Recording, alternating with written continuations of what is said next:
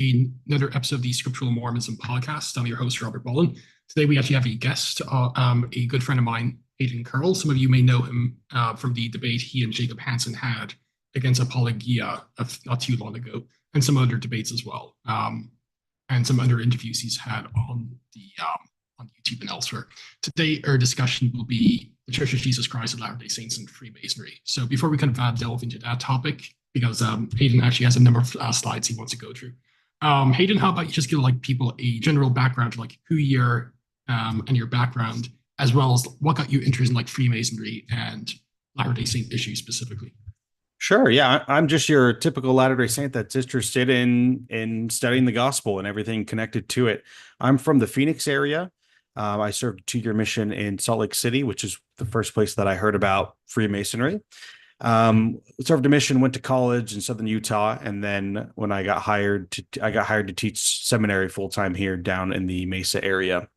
So that's what I currently do. I'm a full-time religious educator, and this is as I study, especially during the summertime, we're able to basically have gospel study as long as it relates to anything related to the church. And so Freemasonry, luckily, is one of those topics where I'm able to put some time into.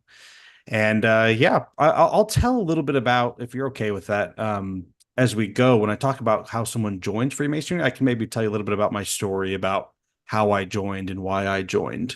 Would that be okay? That's perfect. Cool. By the way, I have my fan on. If you're hearing that, just let me know and I can turn it off. Sometimes it's annoying. I can't hear it, so it's all good. Okay, cool. Yeah. So that's basic introduction to me, just your average guy that is a Latter-day Saint and a Freemason. So yeah, I'm excited to talk about it.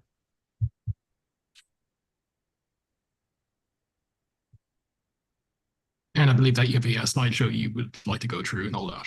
Yeah. Do you want me to pull that up? Yeah, if you want to start, and I'll let you go through to your presentation. Okay, perfect. So what I like to say with this, share here.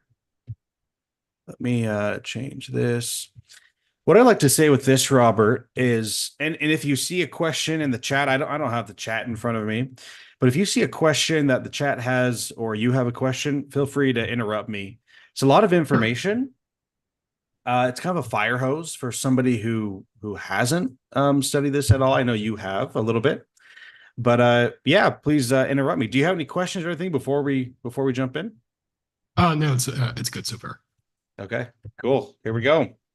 When I give this presentation, I actually made this last year. I gave a training to the religious educators here in the Phoenix area, in the Mesa area, rather.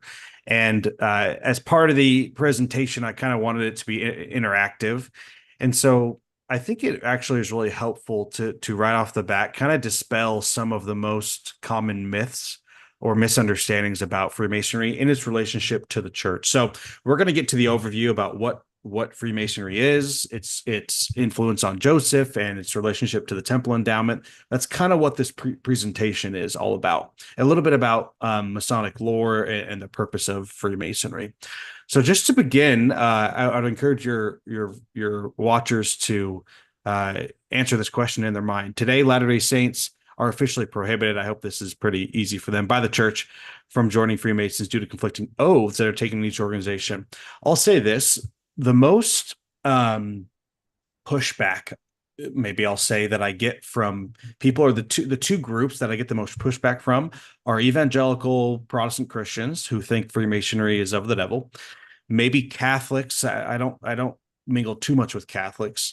And then the other group is Latter-day Saints. A lot of people think, oh, if you're a part of the Freemasons, you're part of this secret combination that's making oaths that are contradictory to temple oaths or temple rites or temple ceremonies, or just to the church in general, or that I'm, mingling with darkness, or I've heard it all. Even from good friends of mine that I really respect and who respect me, they some people have an issue with it. So for the first true or false, obviously this is false. And I just like to say up front that if President Nelson ever came out, if he came out tomorrow and said, Brother Carroll, you need to resign your membership in Freemasonry, I would do so immediately.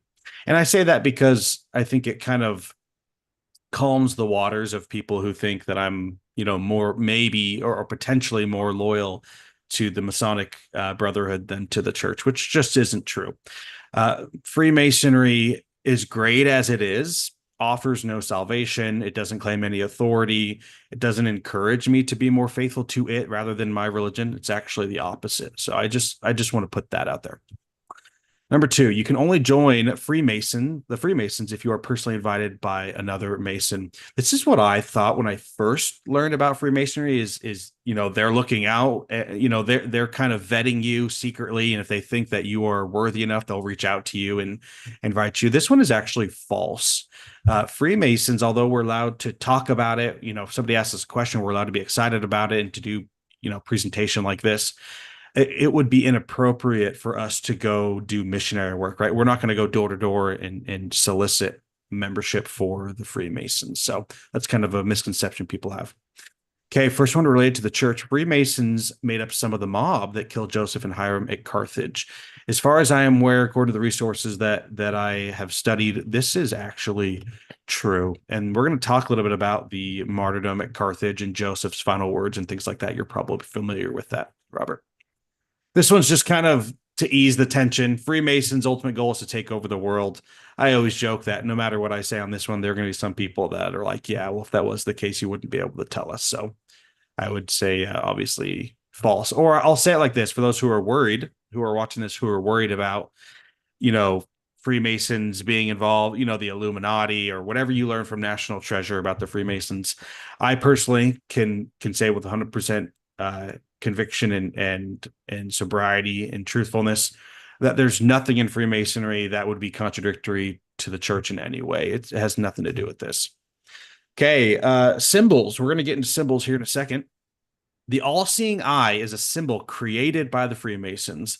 This one has become popular by the movie I just mentioned called It's False, and it's made popular by the movie National Treasure, right? You see the all-seeing eye there in the emblem of that Disney movie. As far as I could tell, as I did some research into this, I found that there was a painting by actually a Catholic in 1525, that this is the earliest, or at least one of the earliest depictions of the all-seeing eye as a representation for God in history. Freemasonry, and I'll talk about this in a little bit, that we know today was probably established in the early 1700s. There are other Masonic meetings that were probably being held, earlier than that, but not that we have great records of. So anyway, now let me clarify. This is not to say that we do not use the all-seeing eye, but the point is that we didn't create it. What you'll see here in the upcoming slides is that most, if not all, of the symbols used in Freemasonry were not created by Freemasons, but rather borrowed, or some would say stolen, and used for another purpose. True or false? The group of men who received the first modern temple endowment were all Freemasons. This one is true. 100% of them had received their Masonic degrees before they received the temple endowment, which I believe was a preparation for them. Let's see. True or false? The Masonic rituals are identical to the LDS temple endowment. Anyone who's done any ounce of study knows that this is false. While there is a little bit of overlap in some degree and to an angle of it, which I'll talk about in a little bit, to say they're identical is to just spew nonsense or lies. Anybody who's done any research would know that this is false. Okay, so for those watching, this is kind of what we're dealing with really quick. This is what you can expect as Robert and I kind of go through this. We're going to talk about an overview of Freemasonry, what it is and what its purpose is, talk about Masonic symbols and lore. I have that question there, who's endowed, because I gave this presentation in an institute class couple months ago. So if you are endowed, this presentation is going to mean a little bit more to you, or maybe that's the wrong way to say it. You're going to notice some things differently than someone who's not endowed in the church. We're going to talk about Freemasonry's influence on Joseph and the early saints, what the critics' claims are regarding Joseph and Freemasonry, and whether or not that claim is accurate. We're going to talk about the origin of Freemasonry and where they received their ritualistic nature, and at least one theory of where that came from. I have one theory on this slide, and there are probably others. The perspective, this is of myself, of an LDS Freemason, on the connection between Freemasonry ritual and the temple endowment.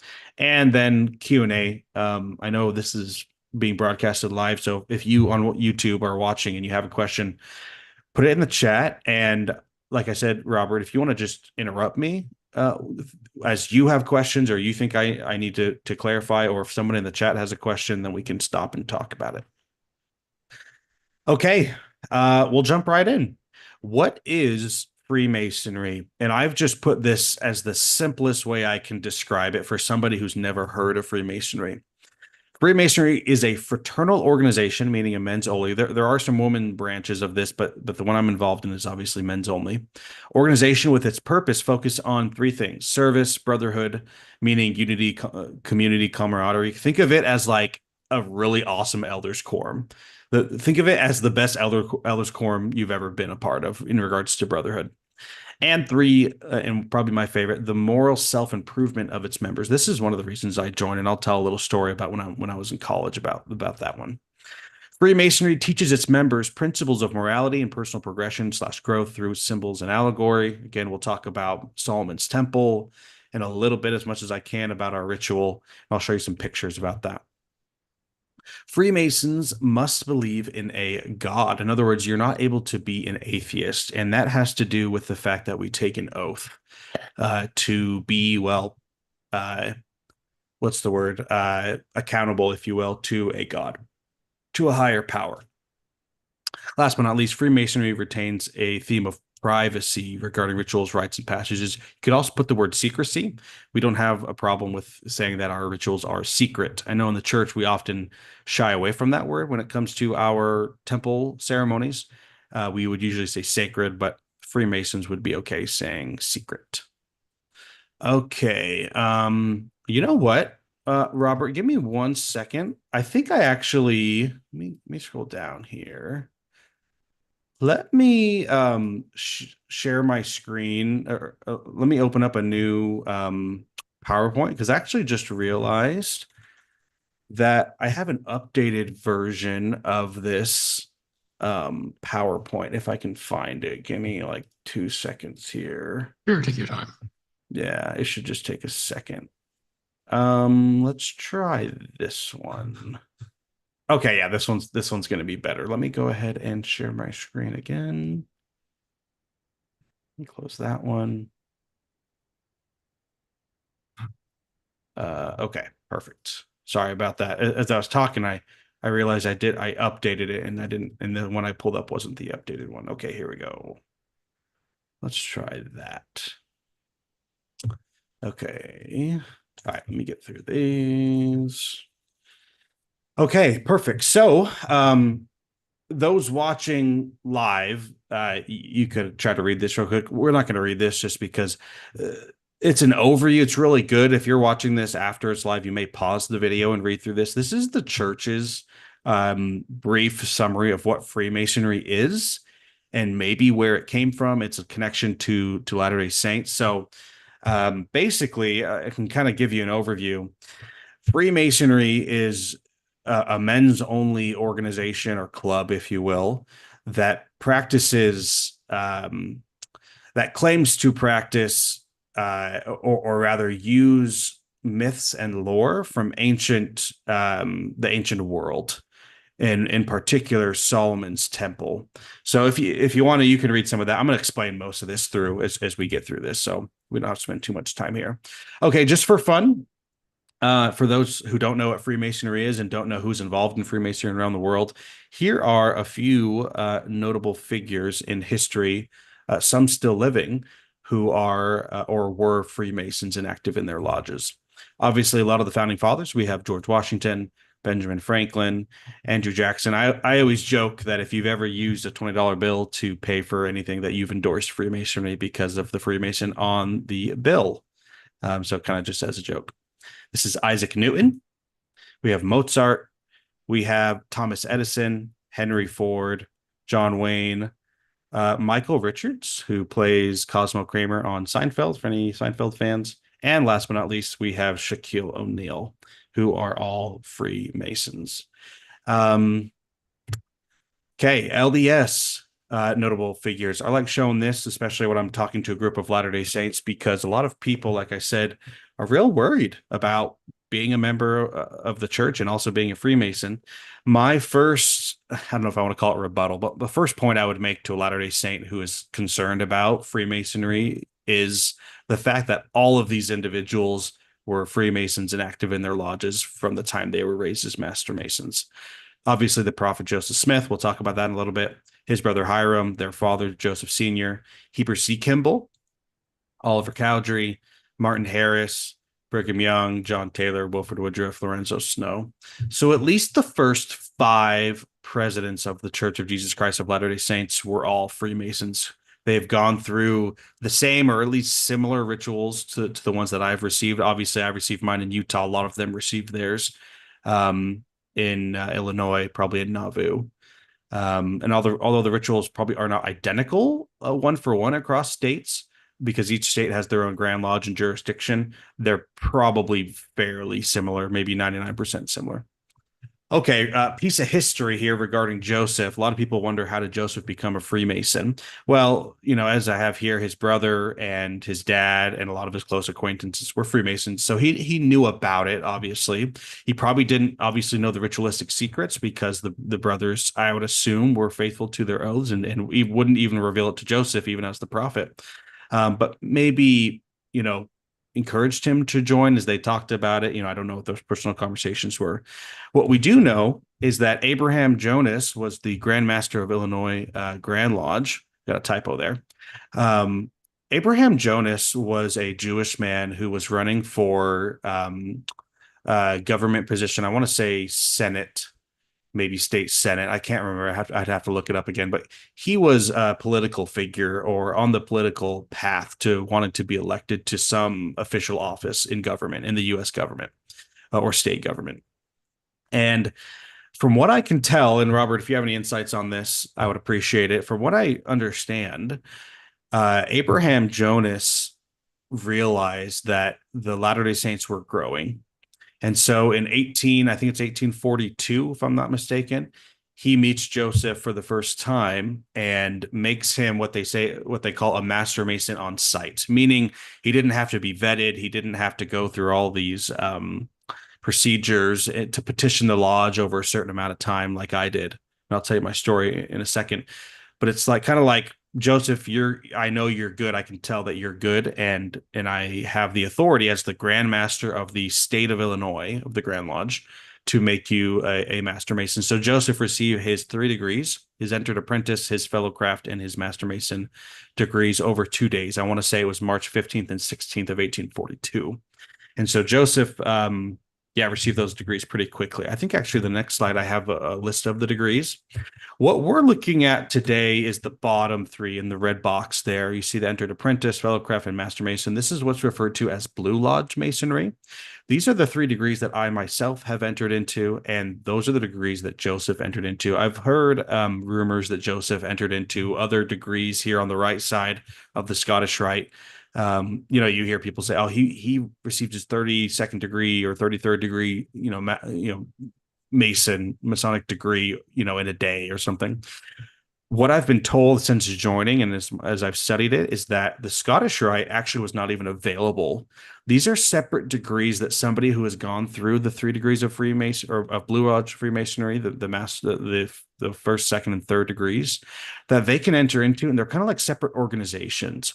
And I don't know much about these because I have not entered into any of those degrees. There's kind of 2 ways, as I understand it. The York Rite here on the left, and you see the Knights Templar, and you see the you see the Shriners. Let's see, it's the Shriners on this one. Thought I remember seeing it here on the top. Maybe it's part of the Templar. I don't know, to be honest, because I'm not a part of any of that. But you might have heard of Shriners Hospital or Shriners Charities and things like that. Those are Masonic organizations that once you become a Master Mason, you then have the opportunity, if it's available to you in your area or your jurisdiction, to now enter into these higher degrees. And a lot of them are just lectures or dramas or plays that you can learn particular lessons from. You see the tools there here on the left side, and we'll talk about tools in a little bit. So that's all to say, Joseph was a Master Mason, a 3rd degree Master Mason. Okay, so I can tell my story real quick. It's pretty simple. When I was on a mission in Salt Lake City, I had a companion named Timber Harward. Robert, you might actually know him. He kind of has a presence online here in the LDS. Oh, yeah, we're Facebook friends. He's a great guy. Yeah. Oh, he's awesome. faithful guy, very smart. He was on Jubilee with Card and Kwaku. But Elder Harward Timber was the first person. Him and I were companions out in Erda, which is like Tooele County, Utah, like west of Salt Lake. And we had a great time. We just had one transfer together, and it was probably one of my favorites. So smart, such a diligent guy. But from him, I learned that there was this organization called Freemasonry. And I think it actually came up because we were meeting with a family where they had concerns about Freemasonry in the temple, and they were actually on their way out of the church. And I think they actually are out of the church now. And I didn't know much about Freemasonry. Timber or Elder Harwood didn't know a whole lot either, but he shared what he knew with me. And I kind of forgot about it. I didn't ever consider joining at that moment. I just thought, oh, that's kind of interesting. Kind of like what somebody, anybody wonders, like, oh, that's kind of weird, kind of like a secret club or something. So I didn't know much about it. Probably about a year later, or a little less than a year, maybe 9 months later, I was in downtown Salt Lake in the YSA stakes down there. And I met another Freemason. He wasn't a YSA. We were walking around an apartment complex, and he just stopped us and was talking with us. And I can't remember how it came up, but he said that he was a Freemason. He gave me his phone number, but I actually never reached out to him. And I probably lost it somewhere in my notes. It's probably in my journals or something. But that was my next touch with Freemasonry. It was with an actual Freemason. When I got home from the mission, I went almost immediately within a month to college at Southern Utah University. And while I was there, within the first, I think, second week, it was rush week for the Greek fraternities and sororities on campus. And that's a whole nother story. Both President Nelson and President Ballard, who recently passed away, were both part of the fraternity that I ended up joining. It's called Sigma Chi. They were at the University of Utah while I was at SUU. And during my 3 years at SUU and 2.5 years kind of with Sigma Chi, I started to realize and started to hear things just from the brothers and other studies that I did, that Sigma Chi actually had Masonic roots, that there were some things that we did ritualistically in Sigma Chi and, different mottos that we had, and, some of the culture and some of the purpose was taken from Freemasonry, almost as if the founders of Sigma Chi, the 7 founders, were either Freemasons or knew of Freemasonry and were borrowing from Freemasonry to make this college fraternity. And so basically, I talked to some of the brothers, like, what is Freemasonry? Like, should we join Freemasonry after college? And one of the brothers I remember told me, like, yeah, like, I would probably wait till after college, but, focus on Sigma Chi while you're here and maybe join later. And, that's fine. And some of the brothers may have waited. And I know a couple of brothers who have actually joined Freemasonry as well after college. I decided, it was before I was married. It was right before I was graduating. I had some extra time. And so I wanted to join. And I should back up. One of the reasons that I got interested, other than Sigma Chi, was because I was aware, obviously, whether it was from the CES letter or whether it was from, just things online that I had read or heard or people talking about, is that people were critical of Joseph for being a Freemason and being involved in the rituals, and then, either copying the rituals to make his own endowment, or, the arguments. People are critical of Joseph for being a Freemason mainly because of that. And we'll talk about that here in a little bit, whether or not that's accurate. And so basically what I decided is I have the means and time right now. And if there's one way to know for sure whether or not Joseph actually copied, or how much he copied, or what's the nature of the, rituals of the Freemasons compared to the endowment, there's only one way to find out. In reality, I mean, I can look it up online. You can find the rituals online, but to really know for myself, there was only one way to do it, and that was to join. Luckily, I had a Freemason lodge, within a 2-minute drive of my dorm or of my apartment while I was living at college. So I didn't know what to do. I didn't know when they were there. I maybe drove by during the day, and there's no cars there during the day. So I called Elder Harward, and I think at the time he was living in California. And I said, "Oh, Elder Harward, like, remember you told me about Freemasonry? Like, did you join? How do I join? Like, you know anything about it? Did you learn more since we've been off our missions?" And he said, "No, like, I haven't joined. I don't know how much I could tell you." And I said, "Well, how do I find out more?" And he said, "Honestly, you should just look up their number. They should have a phone number on Google Maps or something, or online if they have a website. And you should just call the number, and you'll probably get the secretary," which I did, a man named Terry. And he said, "Just call him and ask him, say you're interested, and then I'm sure they'll set up a time." So that's exactly what I did. I called up Terry. And he said, yeah, come down either a Tuesday, Thursday night, and we kind of do a little open house type of deal, for people who are interested.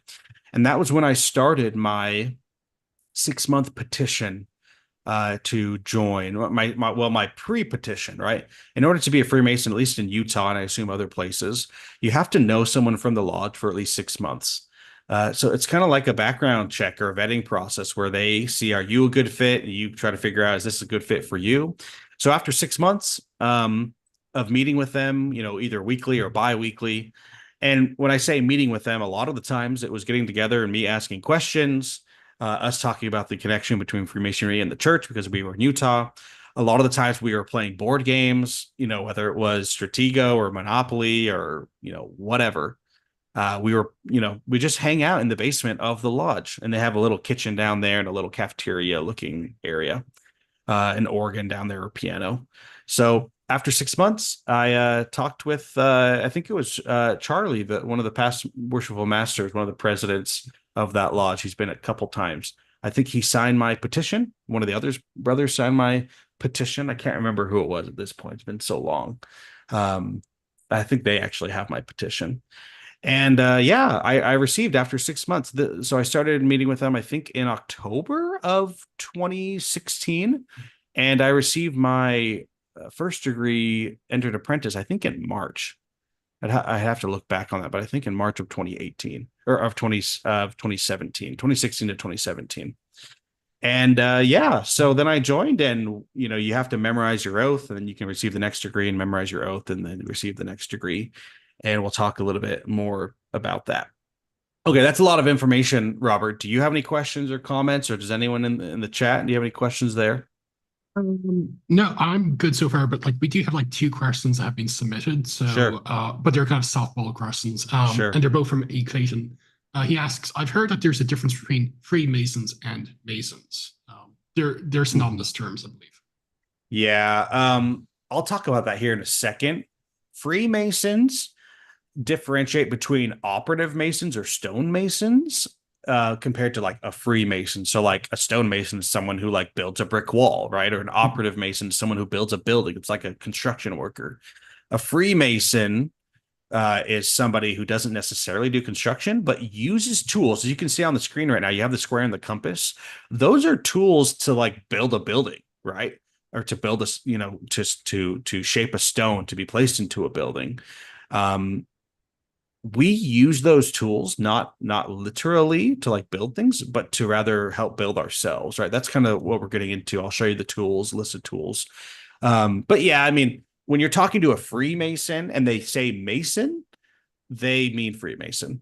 So yeah. That's fine. And the second also from Clayton is, and if you address this in the presentation, you can skip this until you do so. But what are the financial commitments in being a Freemason? Yeah, great question. I pay $135 a year to be a part of, to be associated with the Southern Utah Lodge number 35 in Cedar City.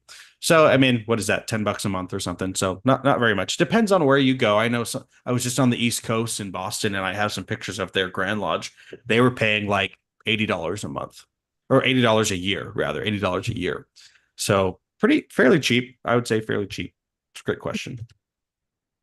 Okay, I'll show you some pictures of, this is the Utah Grand Lodge, and I'll show you the Massachusetts Grand Lodge. I just want to give you, your viewers who don't know anything about Freemasonry, kind of what our buildings look like. And, the exterior, obviously here, you can find that, I think this is on South Temple in Salt Lake City. If I'm remembering correctly, anyone can go there. And I think they actually do tours. You'd have to look up online.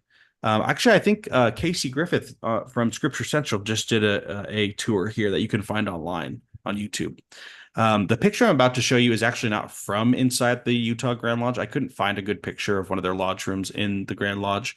So this is a picture, actually can't remember. You could probably just find this on Google. I can't remember, but this is a typical lodge, right? Go to any lodge or any Grand Lodge. Oh, by the way, you could see a Grand Lodge, like a stake center, and a lodge, like a chapel or a ward building. The Grand Lodge oversees, and we pay some of our dues. Some of our dues money goes to the Grand Lodge. It oversees the entire state, at least in the United States. And the lodges house the actual members. So the grand officers have their offices in the Grand Lodge, and then each lodge around the state, however many there are, have their own offices probably, and some of them maybe not even offices. It's mostly just lodge rooms. By the way, I've had this question before. A lot of people say, what's the difference between a lodge and a temple in the Masons? And it's the same thing, right? We consider this a temple, if you will, a sacred place to, um, well, connect with deity and make promises, essentially. Okay, so really quick, you can see here on the left, a typical lodge room. This is where the brothers sit. Each chair, at least on that east wall, is the big chairs for the worshipful master, which is like the president of the chapter or of the lodge, and that changes yearly. By the way, they cast votes, and then the other chairs, as you can see on the right side, are where the different positions will sit. You kind of have a first presidency, or at least a presidency feel, with the worshipful master in the east, the senior warden, which is maybe like the first counselor in the west, and then the junior warden or second counselor in the south. So you can pause the video if you want to kind of look at some of that. It's just all symbolic. Here's a really bad picture of me in Boston over a weekend this summer, and I had the opportunity to go tour it. So I just have a few pictures from here just for people who are interested. This won't take very long. This is one of my favorite rooms. This is the room. It's called, I think that they called it the Gothic room. And this is where they perform some of their Scottish Rite degrees. You know, remember that little chart with like fourth to the 33rd degree or whatever it was.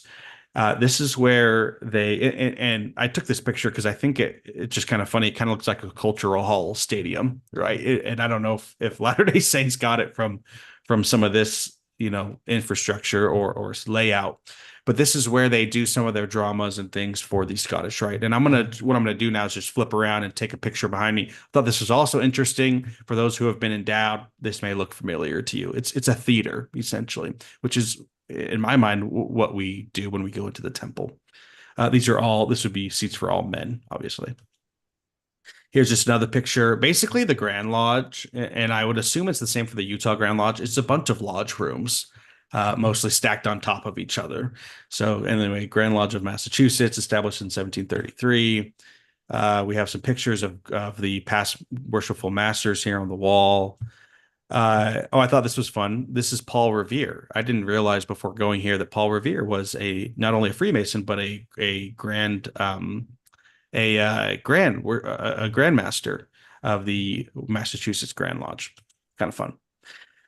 Here's just another picture. You see the stones on the bottom. We're going to talk about that in a second. You have the perfect and the rough ashlar of the stones, and that has to do with some of our symbolism.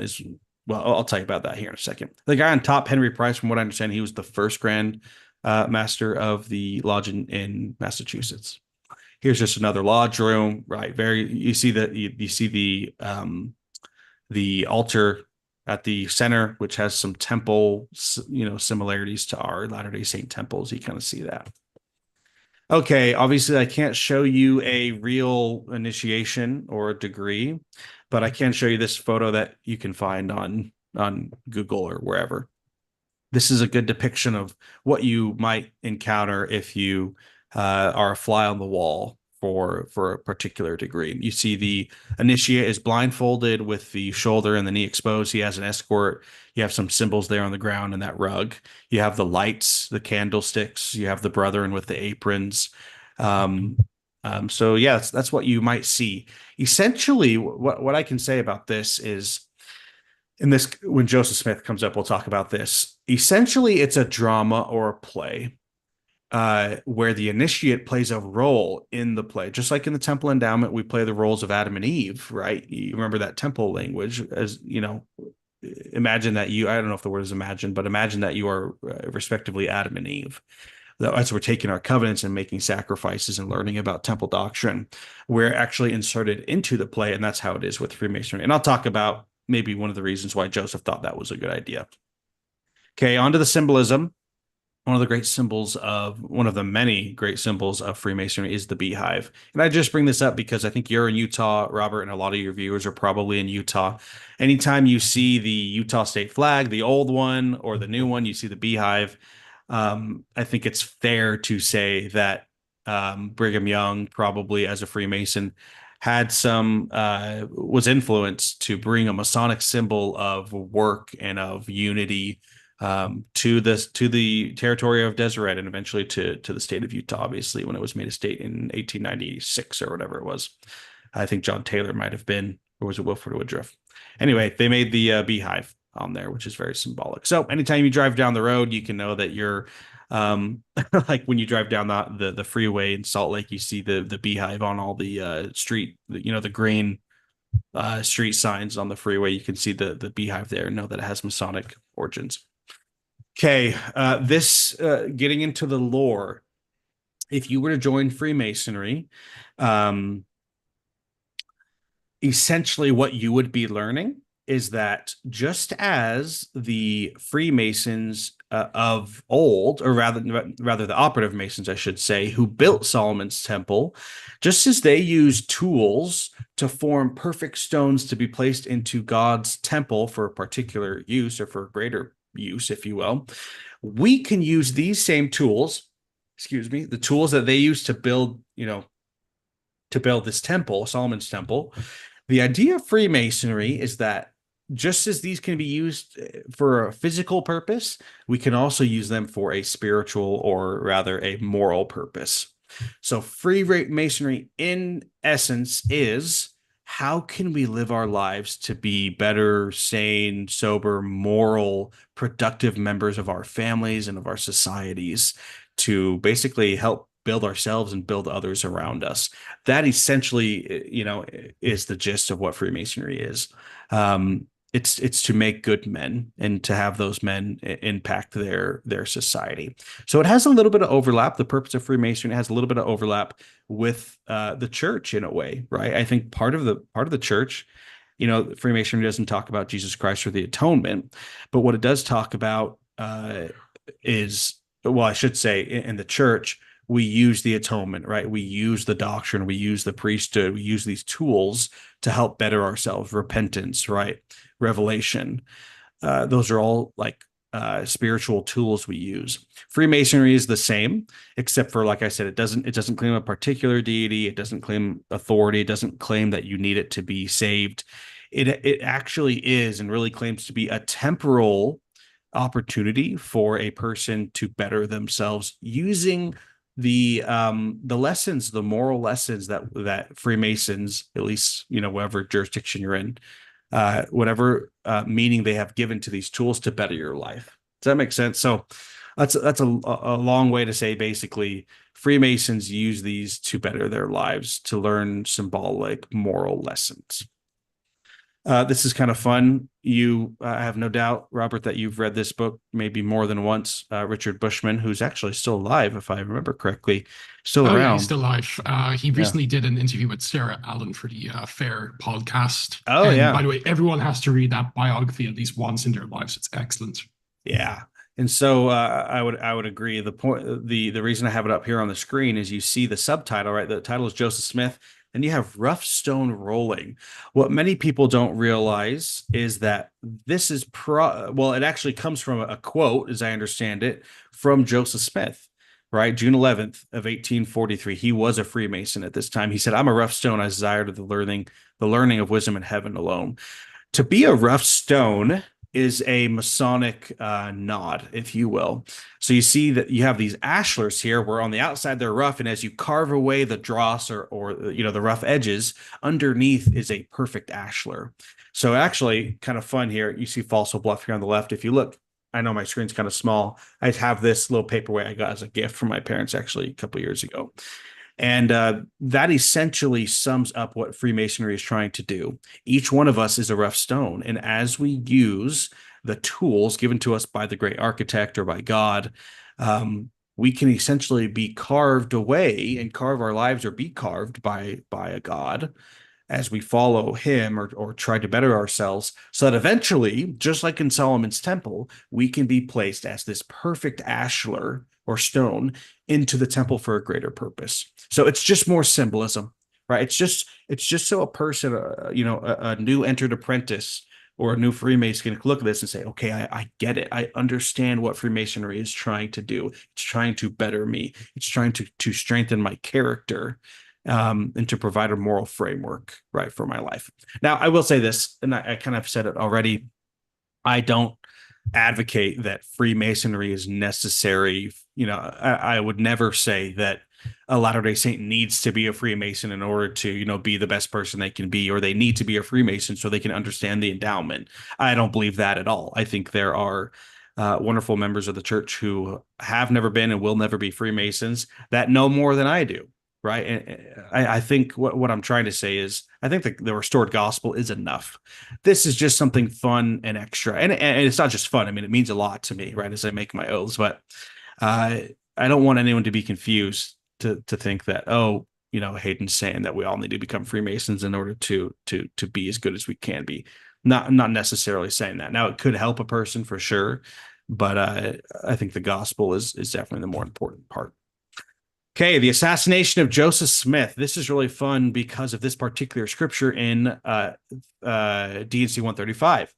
We have John Taylor writing in the top paragraph. He talks about the martyrdom of Joseph and Hiram. You have the time and the day and the our mob, 150 to 200 persons, and then the bottom little paragraph is, I think, is most interesting, and I think your viewers will appreciate it.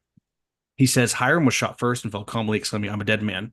Joseph leaped from the window and was shot dead in the attempt, exclaiming, "Oh Lord, my God." The reason why I've bolded that is because this may have Masonic connections to it. And while I'm not able to particularly share that, I do have a quote from Heber C. Kimball where he basically says it. So I'll just kind of read this here. This on my screen. He said, "Masons, it was said, were even among the mob that murdered Joseph and Hiram in Carthage jail. Joseph," this is his claim, "leaping from the fatal window, gave the Masonic signal of distress. The answer was the roar of his murderers' muskets." I can't say too much more than that, but I hope your viewers can put two and two together, that there's something special. Go back here. There's something special about that phrase, "Oh Lord, my God," that if you were a Freemason and you heard that, you would know exactly maybe what I'm talking about. So you may consider that just for kind of fun. Okay, so that is an overview of the purpose of Freemasonry, of why I joined. Robert, do you have any questions about the purpose of Freemasonry or why I joined or anything else? Because right now, the rest of the presentation is talking about the critics' claim of Joseph, like copying the Masonic rituals. Do you have any questions, or anyone in the chat we want to talk before we dive in? There's some questions that have been submitted in the chat, so Okay. I'll just throw them out to you. Sue asks, what religious groups comprise the Freemasons?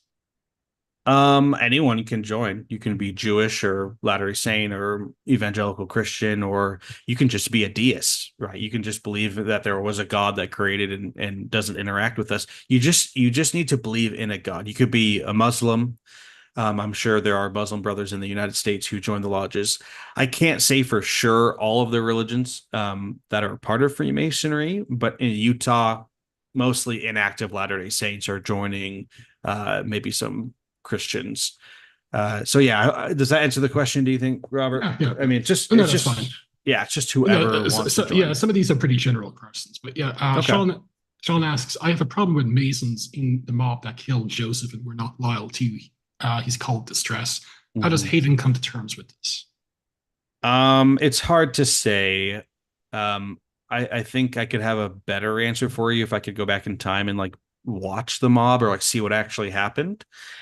If Joseph was asking for help from a Masonic brother and they did not, and they actually killed him, although there wouldn't be any like physical punishments from their lodge or Grand Lodge, it would be seen as a moral wrong. Obviously, shooting somebody, right, for I don't know what particular crime they were accusing him of at that point.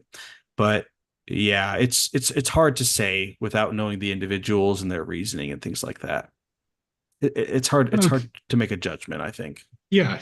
And we have two questions from Alvaro. His first is, do you have any thoughts on Vogel's theory that the Book of Mormon is partially an anti-Masonic book? If I'm being honest, I don't know if I've read much of that theory.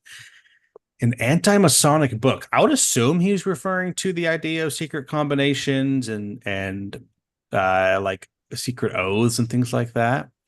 Let me do some research on that. Maybe I can write up a little response to it and link you to it. And maybe you can put it in the description.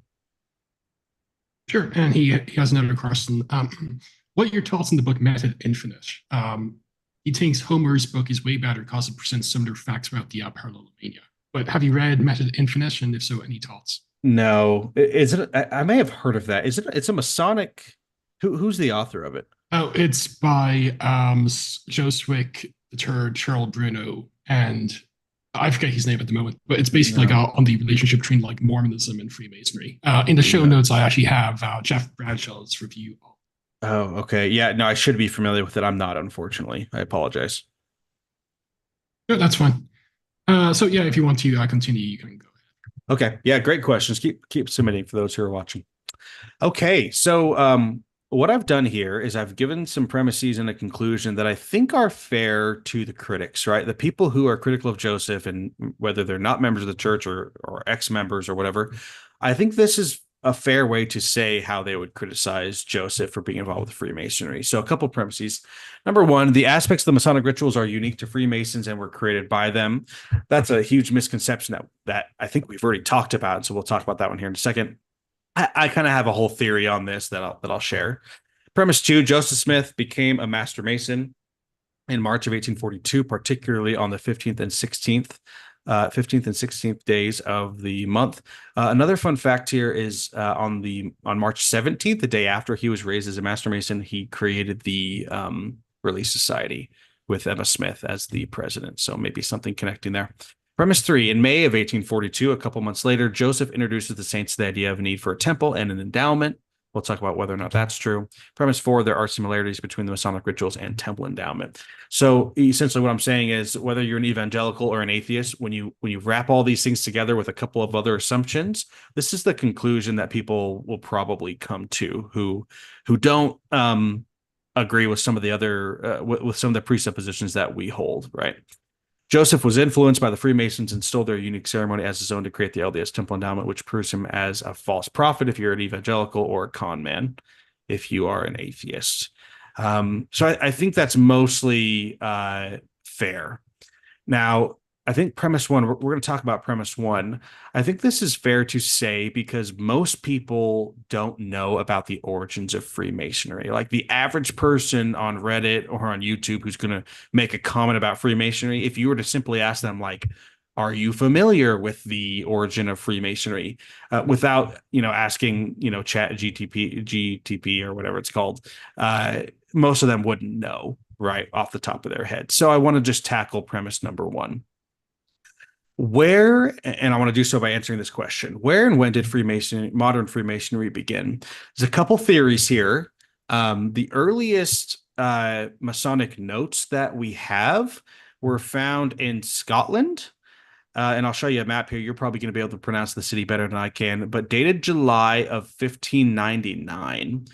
So in the 16th century, we have, although it's probably not as organized as it is today, you have some men meeting in Europe. And I can't read this, some sort of Gaelic or something. I probably should have looked up a translation. They're meeting, under the pretense of something Masonic related, although maybe the actual purpose is unclear. Here is where those notes were found. And the lodge of, is it Edinburgh or how would you say that, Robert? Yeah, it would be pronounced Edinburgh. Edinburgh, I should say. Edinburgh. I know in Texas there's an Edinburgh. So. Okay, yeah, and maybe it's named after it. I guess they also call it Mary's Chapel number one, meaning the first lodge there in Scotland. And this dates back to sometime in the 15th century, although we don't have any records of it. It was probably being used for some Masonic purpose. Maybe I would feel confident saying a very disorganized version of Freemasonry that we have today. Now, that being said, let me see what my next slide is. That being said, I think it's more fair to say that the Freemasonry, at least in the United States that we know today, was probably more organized. People would probably point back to the year 1717. And I actually forget what the first Grand Lodge. It might have actually been the Massachusetts Lodge. I have to look at that, but I think it's mostly fair to say the Freemasonry we know today is probably from the 18th century. Now, that's not to say, I mean, I'll say it like this. Of all the Masonic brothers I've ever talked to and asked them the question of where did Freemasonry begin, I've never had a brother say, "Oh, it definitely started with Solomon's Temple and it's lasted from Solomon's Temple all the way to now." That's not really how the typical Freemason would view it. They would rather view it as it started sometime before the Revolutionary War, and we don't necessarily claim direct connection to Solomon's Temple, but rather we use the lore and the symbols of the tools, and we use the symbol of the building and the story of a man named Hiram Abiff and him being a Mason, and we use the story or the legend of Solomon's Temple to now teach us modernly. There may be, I have no doubt there are some Masons who say no, like it started with Solomon's Temple and it's lasted until that. There's no evidence for that. That's very theoretical. So anyway, 1717, I think, is what, if you looked it up, that's probably the number, the date you would find. Okay. Speaking of theories, we're going to kind of enter into one of my own. And I do this because I think there's some really awesome evidence for it.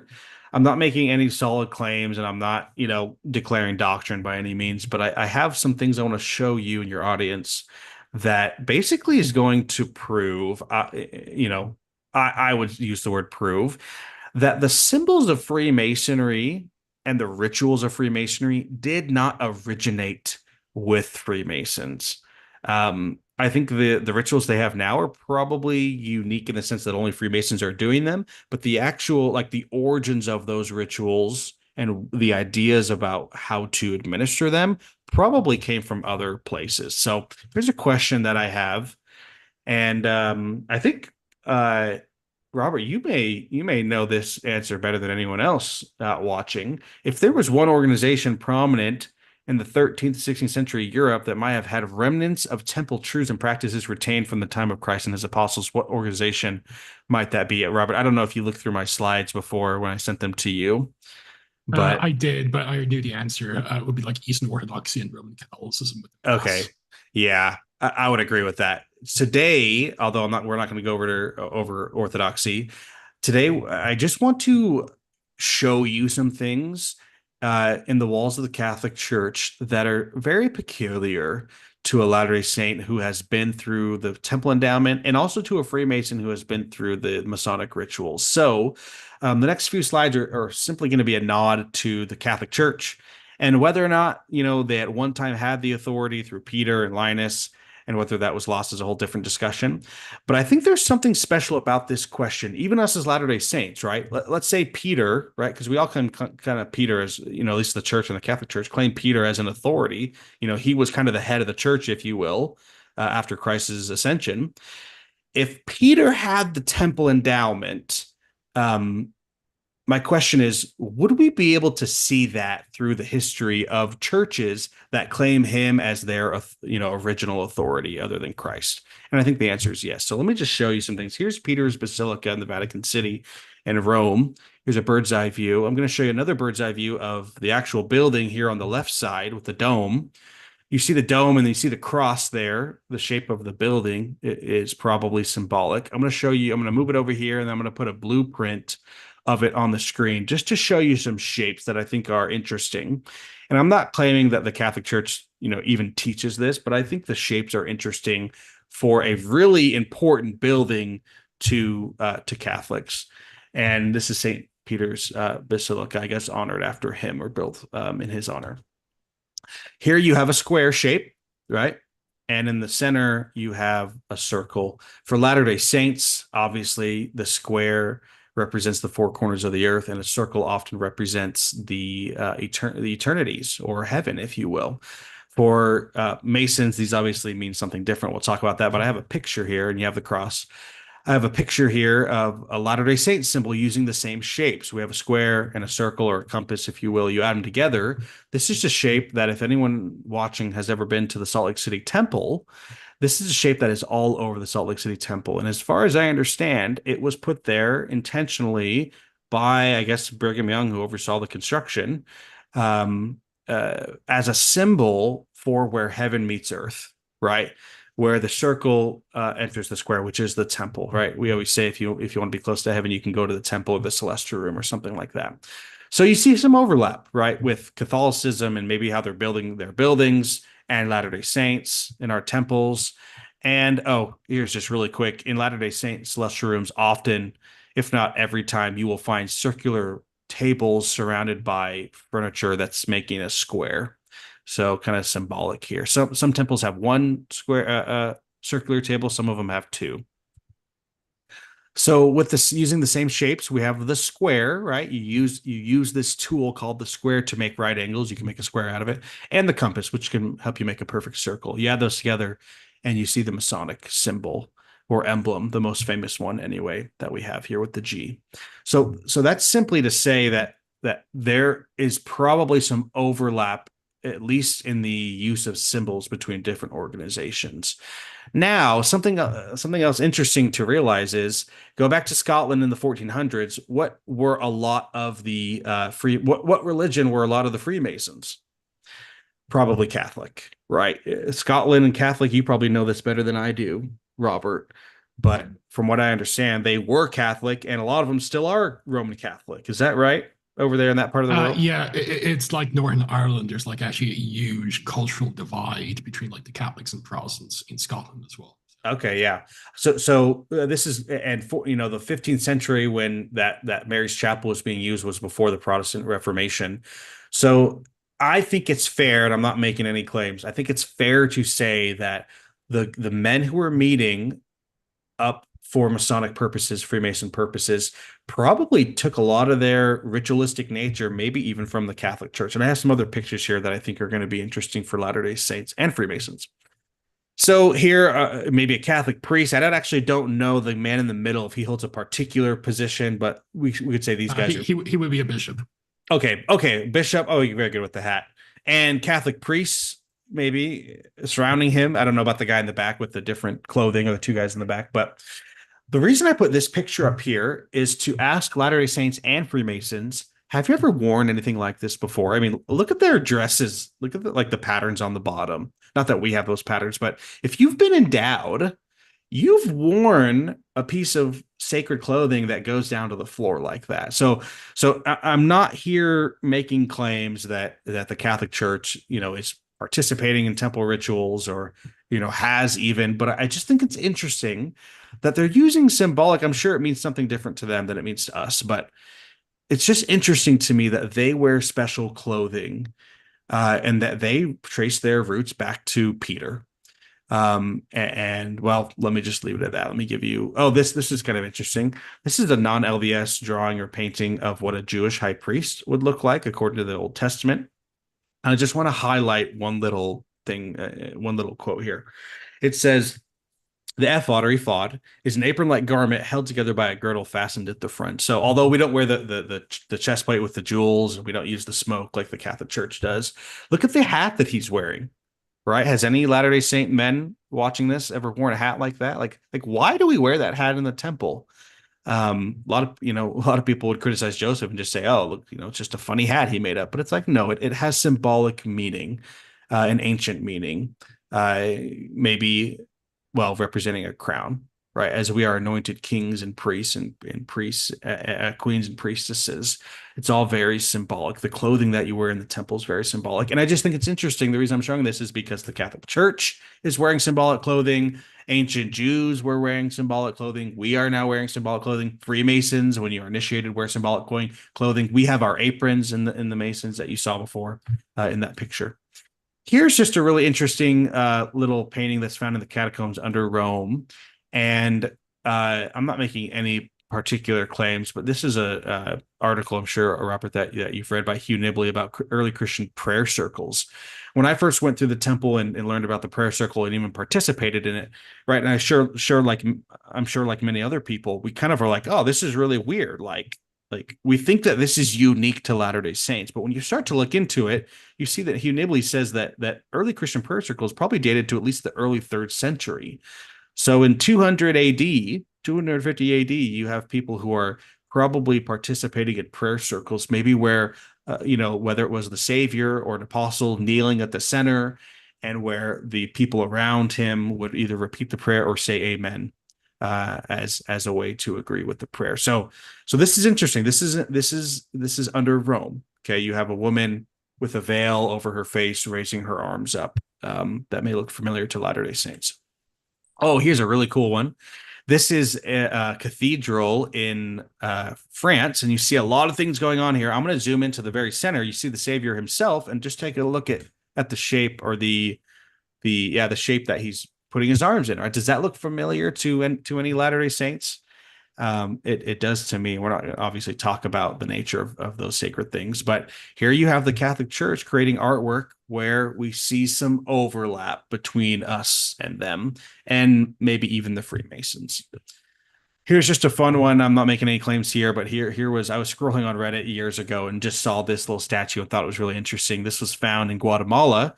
This little a lot of people say he looks like, oh shoot, what's that Star Wars, the Netflix series about This Is the Way. What's his name? You know what I'm talking about. He has the helmet on. Anyway, I can't remember what the name of the show is. Some of you probably put it in the chat right now, but I just think this is interesting that you have cross culture. You have artwork of different hand gestures, if you will. Here's another example from Hugh Nibley in his Temple in the Cosmos work, where he again has, I think, let me see here, one found in Italy, one found in France. You have different statues of ancient artwork depicting different hand gestures. I mean, look here on the right, and in the middle, right, different hand gestures, and you have sacred clothing, or like robes, if you will. So anyway, if you're interested, go so that you can find that at Deseret book. Oh, here's a really cool one.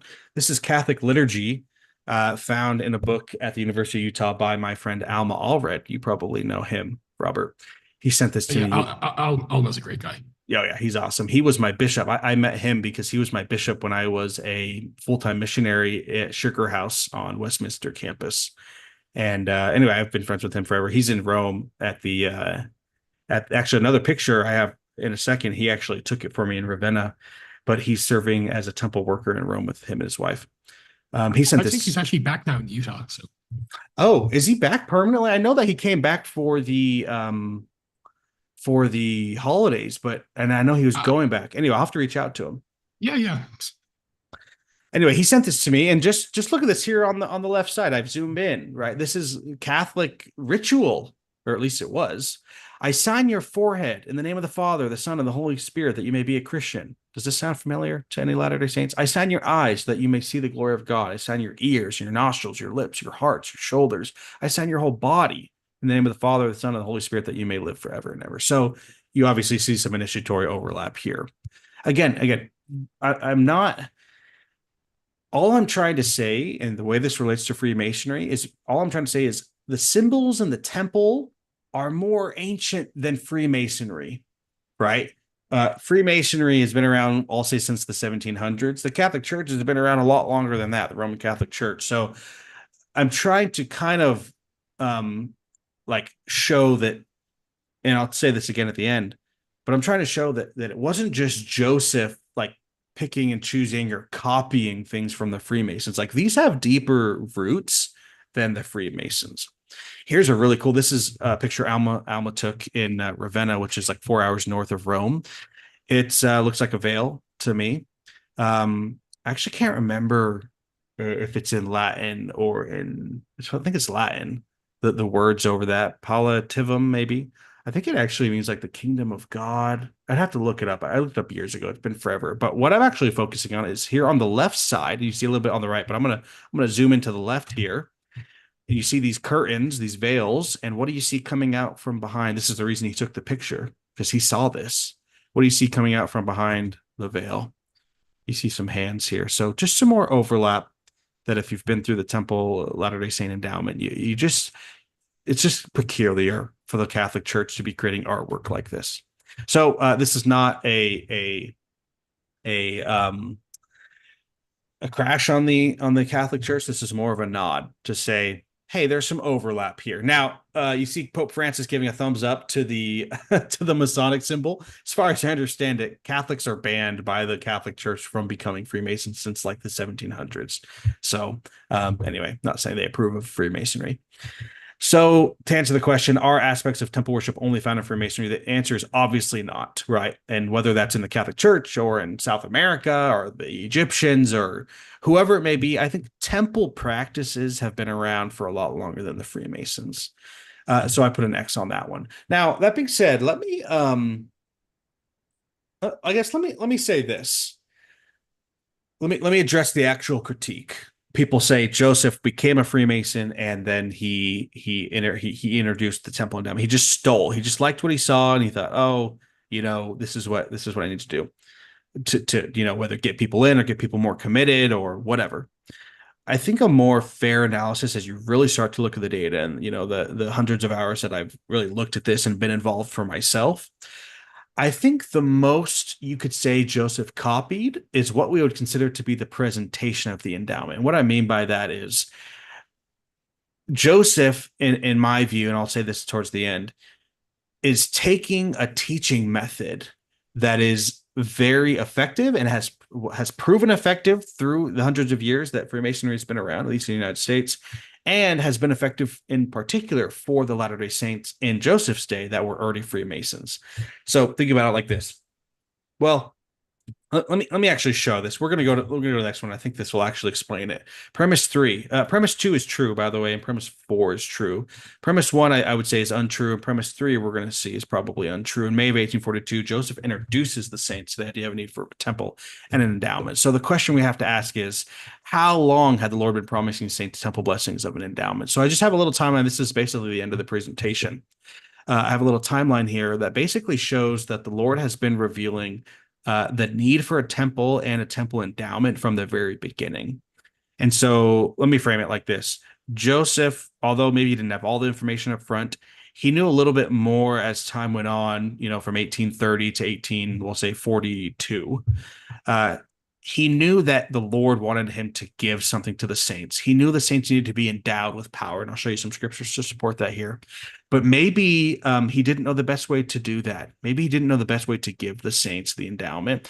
And I have no doubt, and again, my conclusion will say this, that Joseph saw a very effective way to teach Latter-day Saints. And that had already been effective to at least the men who were part of the Freemasons to teach what the endowment was. Let me say this.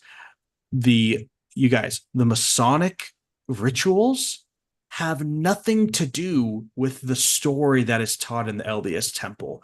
The LDS Temple is about the creation. It's about Adam and Eve. It's about sacrifice and obedience and making covenants with God. And the Masonic rituals are about a man named Hiram Abiff, who was an operative Mason in Solomon's temple and was killed for keeping the secret of a master Mason, if you will. Like the story of the endowment and what we learn in the endowment and the spiritual divine things of the endowment, they are not at all equivalent whatsoever. I mean, someone could probably make an argument that, oh, you're learning moral lessons. Yeah, you're learning moral lessons, but the moral lessons you're learning don't equate in language at all, right? You're not making the law of obedience, the law of sacrifice, consecration, and chastity, and I guess those 4 or 5 covenants. You're not making those in the Freemasons, right? You're making those in the temple because they have divine worth, and we can administer those through authority. Freemasons is, let me tell you a story about this guy, and let's see what we can learn to be better people.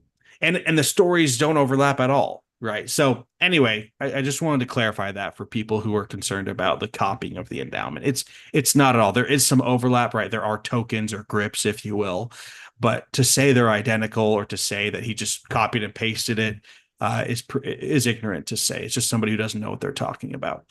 Okay, so really quick, April 6, 1830, the church is restored. 6 months later or so, 9 months later, Christ mentions the temple for the first time in modern scripture. I really love that, right? Because at the very beginning, the Savior's saying, we're going to build a temple. Joseph Smith is not a Freemason. It's 1830. He doesn't join for 12 more years. Again, a month later, Christ mentions the saints being endowed in the first time in modern scriptures, and I have the reference there in DC 38.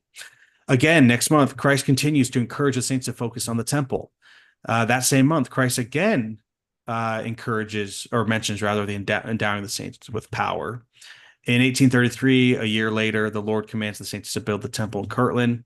The Lord gives instruction later that year to build the Kirtland temple. In June of the next year, the Lord reminds the saints that they must receive an endowment. So do you see the pattern here? Right, from 1830, the year the church is restored, the Savior is promising temple blessings. Right. So my point is, and I have one more little slide to show the end of this. My point is to say that to make the claim that Joseph, got initiated with the Freemasons and then he had this great idea. Like the Lord had been working with Joseph for a long time, and I think the Masonic rituals became a catalyst for how he was going to give the endowment. Which I'll say this: the Freemasons do not have the endowment. They have a really cool drama or play that you're a part of that tells a really cool story, but it's not the endowment in any way, shape, or form. In 1836, the initiatory ordinances are given to the brethren. Later that year, 2 months later, the Kirtland Temple is dedicated and the initiatory ordinances given to adult members. Let's see here. In April, the Lord mentions, I love this. He gave the initiatory in March. The next month, the next week, he says, I have greater temple blessings in store for you. And as I understand it, that's the temple endowment. So this is 1836. So this is 6 years before Joseph becomes a Freemason. And so kind of wrap up here, the saints are forced to leave in 1837. Joseph is in Liberty Jail, just for reference. The saints are forced to leave Missouri in 1839. The saints are eager to build a new temple. A committee is formed in 1840. Joseph suggests, the record has it that he suggests that there's a place of safety for the saints in the Rocky Mountains. That's unrelated, but I thought kind of cool to put on the timeline. 1841, the Lord gives revelation to build the Nauvoo temple and instructs them to perform washings and anointing. So the endowment still is not around, right? The Nauvoo temple its construction begins before it is dedicated, right? They're not able to use it because it's not dedicated. So in the red brick store in Nauvoo, Joseph was actually in that store. He receives his Masonic over 2 days, over the 15th and 16th of March. He receives his first, second, and third degrees. He's initiated as an entered apprentice. He's passed as a fellow craft, and he is raised as a master mason. I could put in here also again that on March 17th he started created the Relief Society. So that's March. In May of the same year, the first endowment is given to the brethren in the same room that Joseph received his Masonic degrees. So they put plants in there. They make it, it's not a temple, but they make it as spiritual as they can or sanctified as they can. And then he administers the endowment, which was very similar in its production, if you will, or its method to the Masonic degrees that he received. Although he was giving them the covenants, he was giving them the information they need to pass through the angels and the centils, and you know that whole thing. Then 2 years later, Joseph and Hiram are killed in Carthage. I love this quote from President Nelson. Temple patterns are as old as human life on earth. Actually, the plan for temples were established even before the foundation of the world. Obviously for Latter-day Saints, we take him as an authority, and I think that's pretty powerful for a Latter-day Saint to know that temples, it was not just something Joseph thought, oh, this is good. This is a way to get people more invested in my con or whatever it was, whatever a critic would say, but rather temples have been a part of the plan for a very long time. So, as a Latter-day Saint and a Freemason who's looking at this, I don't see Joseph just introducing, saying, oh, this is a great way, to get people more involved, but rather he used it as a way as a catalyst, if you will, to introduce saints to the higher power of the endowment. So as a Latter-day Saint, as a Freemason, I look at these premises and say, well, those are just not true. And so the conclusion is probably a little bit off. Now, to wrap up, here is my perspective, right? From somebody who's gone through the temple endowment, who's gone through the Masonic rituals, at least at the Blue Lodge, in the Blue Lodge. This is my perspective. And this is a faithful perspective, right? This is somebody who believes in the Book of Mormon. This is someone who believes in the first vision, right? Right. So if you are an atheist or a Catholic or a Protestant watching this, you may come to a different conclusion because you don't hold my presuppositions. As a faithful Latter-day Saint, here is my conclusion. Many aspects of the temple are ancient in their nature. as I hope I showed with Catholic Church and others. Premise 2, remnants of truth can be found in many places, right? We don't claim to have a monopoly on truth. Premise 3, God uses things we are familiar with to help teach us. He teaches truth in the way he knows we can receive it. I love that one. This one saves me from having problems with the presentation of the endowment being changed, right? There are a lot of people who are like, oh, like things in the endowment have changed over time. And it's like, yeah, they should change so that we can learn more effectively as culture changes and as language changes, right?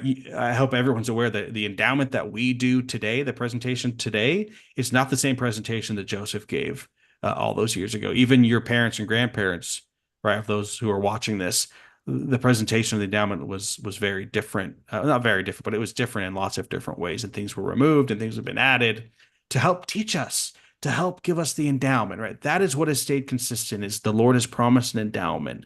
And that's how premise 3, I think, is really the reason why he can make changes through his prophet.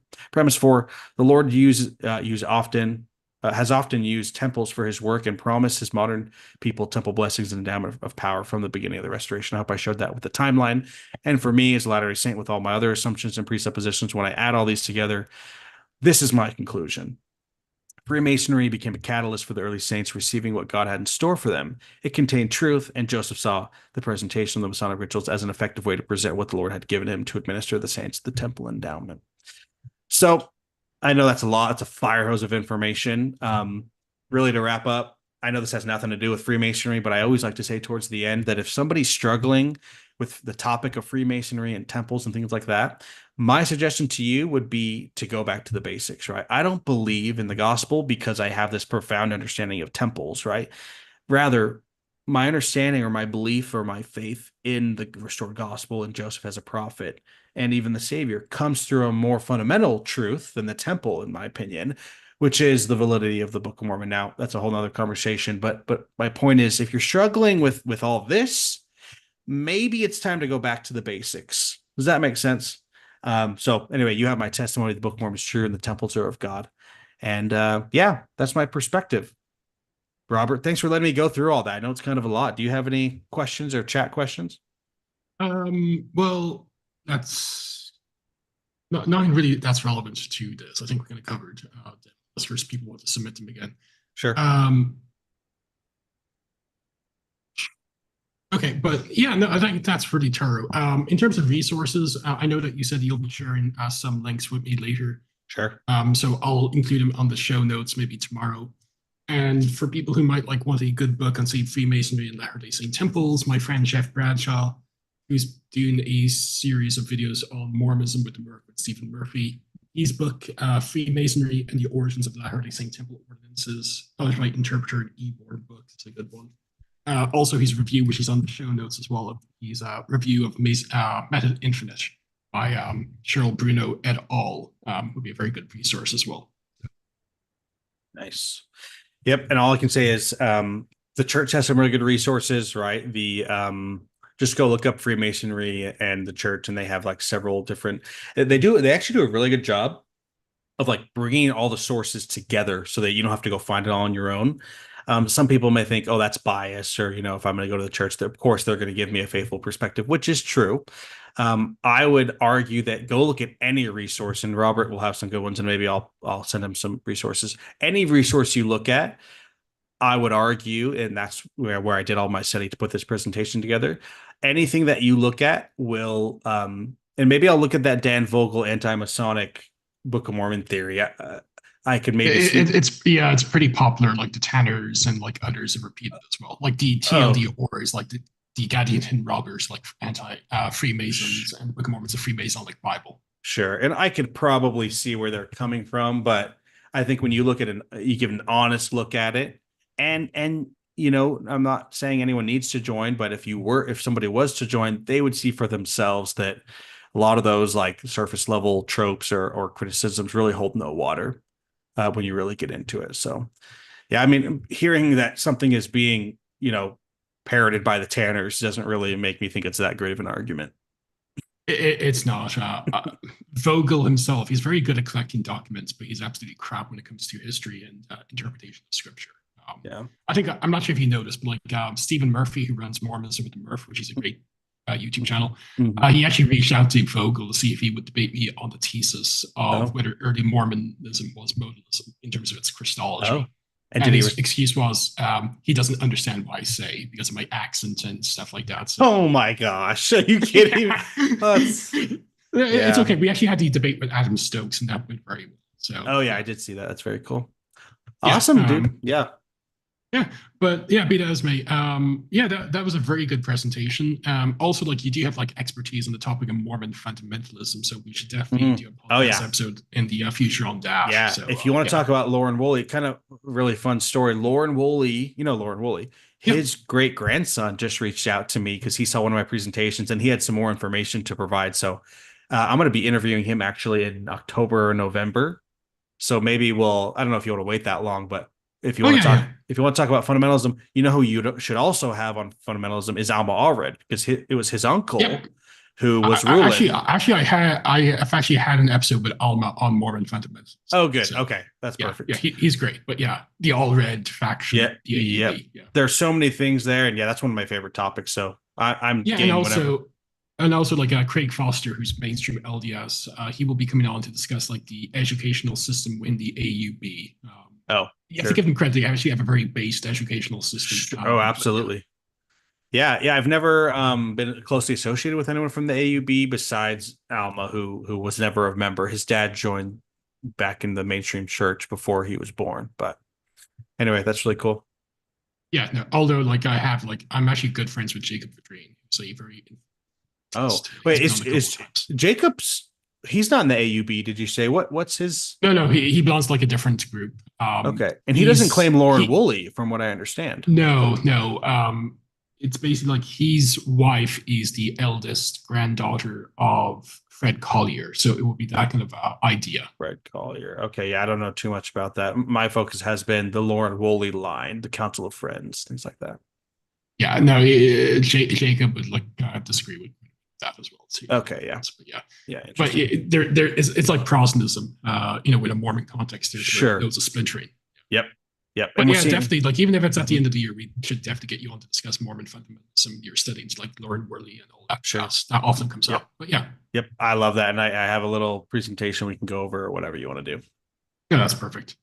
Cool, dude. Well, anything else you want to go over? No, that's good. And it's kind of getting late here, and I'm sure it's late here in Arizona. But yeah, thanks again for coming on. And as I said, like you can send the links, and I'll include them on the show notes for people, so they can actually delve a bit more.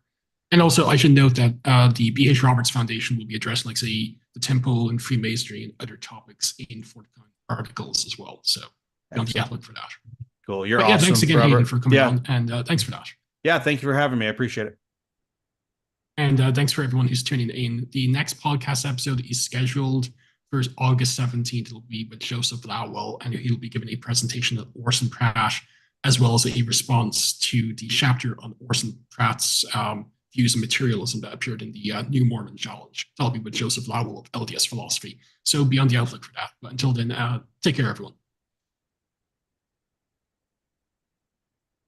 Cool. Well, thanks for coming on. I do appreciate it.